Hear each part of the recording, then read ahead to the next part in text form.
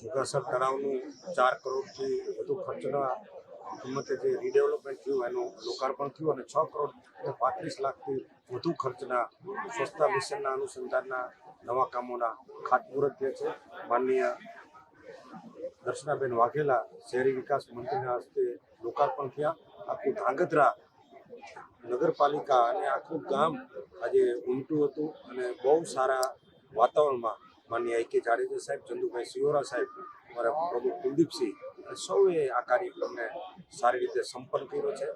ગ્રામ્યના મોટા ભાગના વિસ્તારો માનનીય મુખ્યમંત્રીશ્રીને રજૂઆત હતી, મોટા ભાગના રિસર્ફેસિંગના કામો પૂરા થયા છે અને જેટલા પણ બાકી હતા જે આગામી 5 વર્ષમાં નહોતા થયેલા એની પણ છેલ્લી અત્યારે 15 કરોડની મંજૂરીની અંતિમ તબક્કામાં છે. એટલે આ મંજૂરી આવતા બધા રિસર્ફેસના કામો પૂરા થશે અને વિકાસની સતત ચાલતી પ્રક્રિયા હોય છે.